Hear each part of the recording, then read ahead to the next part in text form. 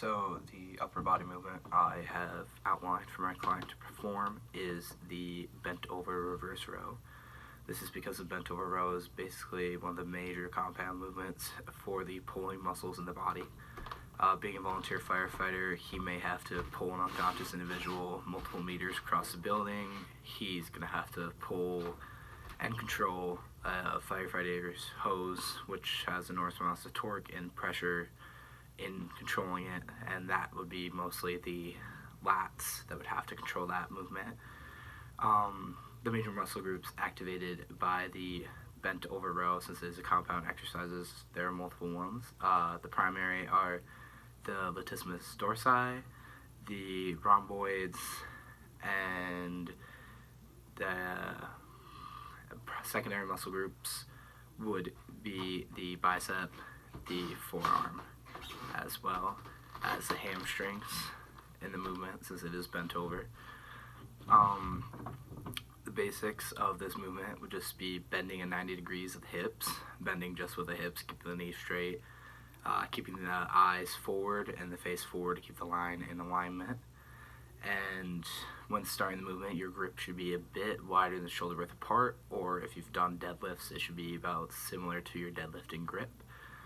For this, instead of doing a regular pronated grip, we're actually going to do a supinated grip, just because I find that it targets the back a little bit more and allows the beginner to really feel the contraction in the isometric part of the movement.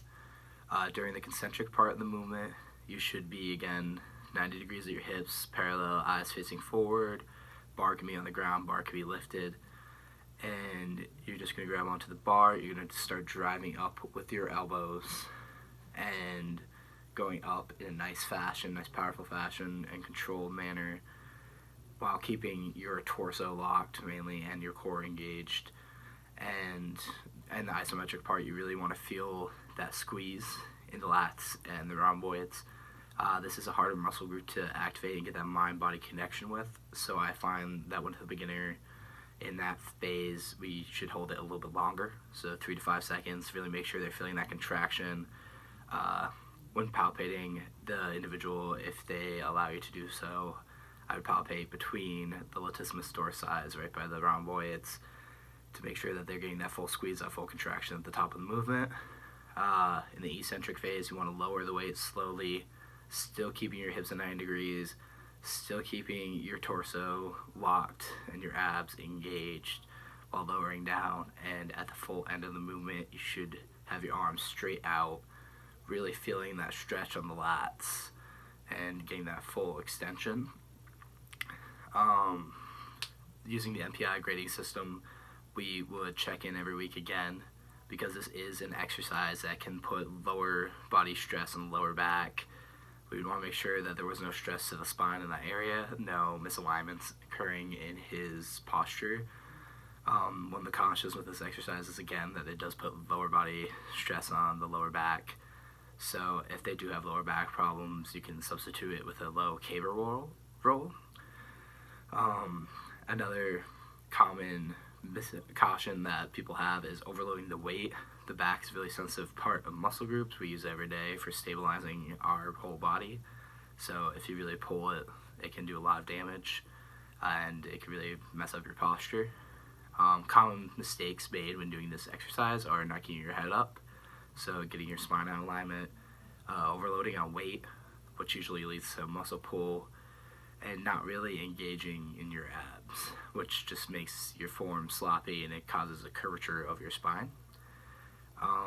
Other exercises I would recommend for this program alongside this bent over row would be forearm curls, since the forearms are going to be doing a major part of the gripping action in this movement, and bicep curls, because biceps are going to be pulling the action up. So strengthening the two secondary muscles will help you be able to eventually pull more weight with the primary muscles in this movement as well.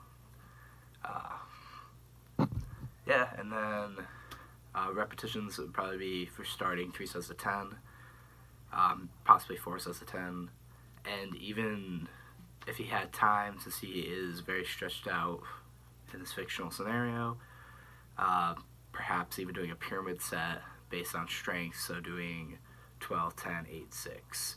Again, really making sure to feel that contraction. That's the number one thing. When teaching it to a client, 3 cues I would give would be to stay parallel, keep the core engaged, and keep the head up. And actually a 4th would be to feel the contraction. In any back movement, in my personal experience, I find that the back is the hardest group of muscles to activate and really feel out. So getting that almost exaggerated squeeze of the top, really feeling in your mind that you're activating the lats, you're activating the rhomboids, is a huge help, and make sure that you're doing the form and driving right.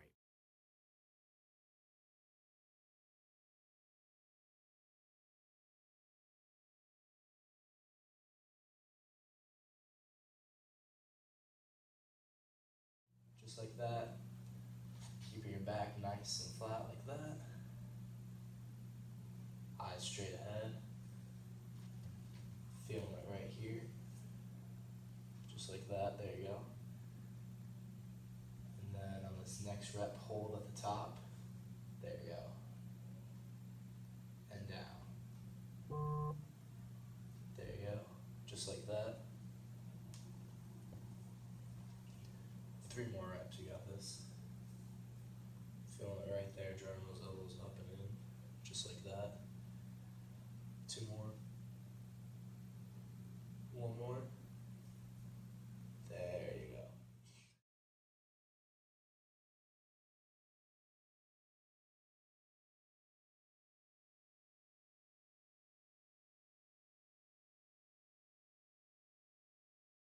Go. There you go. Keep your head forward. Feeling it right in your back right there.